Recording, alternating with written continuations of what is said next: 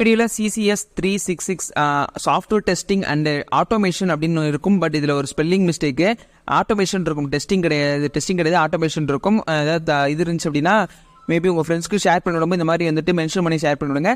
இதுக்கான important question plus வந்து இதுக்கான ப்ராப்பர் சூப்பரான லோக்கல் ஆத்தர் நோட்ஸ் மிக்கில் டிஸ்கிரிப்ஷனில் லிங்காக கொடுத்துருக்கேன். டவுன்லோட் பண்ணிக்கோங்க. டேரக்ட் லிங்க் ஃப்ரீ லிங்க் தான் அந்த சேனலில் ப்ரொவைட் பண்ண மாட்டாங்க. நம்ம சேனலில் கண்டிப்பாக நான் வந்து எல்லா சப்ஜெக்ட்டுமே ப்ரொவைட் பண்ணிட்டு இருக்கேன். நான் எந்த ஆர்டர் சொல்கிறேனோ அதே ஆர்டர் நீங்களும் ஃபாலோ பண்ணி படிச்சுக்கோங்க. இது கலர் கோடு மேண்டேட்டரி வெரி இம்பார்ட்டன்ட் அப்படிங்கிற மாதிரி மென்ஷன் பண்ணியிருப்பேன். அதை பேஸ் பண்ணி அதோட ப்ரியர் டிவைஸ் வந்து பார்த்தீங்கன்னா படிச்சுக்கோங்க.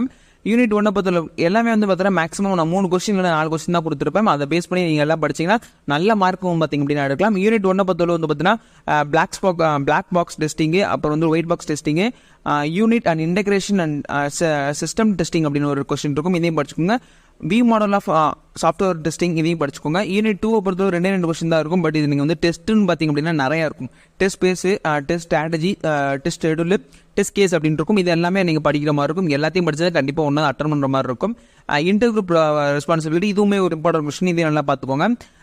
யூனிட் 3 பொறுத்தவரை வந்து பார்த்தீங்கன்னா boundary value testing, experience evaluation class testing, path testing, data flow testing, test case organisation and testing அப்படின்னு ஒரு கொஸ்டின் இருக்கும். இதே நல்லா பார்த்துட்டு போய்க்கோங்க.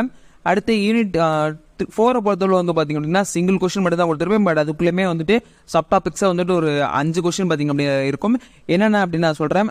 Recovery, load, stress, configuration, compatibility, volume testing இது எல்லாத்தையும் இங்கே கண்டிப்பாக படிச்சுட்டு போகிற மாதிரி இருக்கும். யூனிட் 4 பொறுத்தவரை இதை நீங்கள் படித்து தாராளமாக நீங்கள் வந்து அட்டன் பண்ணிடலாம்.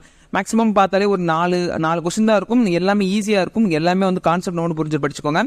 யூனிட் 4 பொறுத்தவரை வந்து பார்த்தீங்கன்னா வெப் டிரைவர்ஸ் அப்படின்னு ஒரு கொஸ்டின் இருக்கும். அப்புறம் web elements, understanding test XML அப்படிங்கிற கொஸ்டின் இருக்கும். மேபி எக்ஸ்எம்எல் வந்து ஒரு இம்பார்ட்டன்ட் கான்செப்டாக இருக்கலாம். அதை கொஞ்சம் கான்செப்ட் பண்ணி படிச்சுக்கோங்க.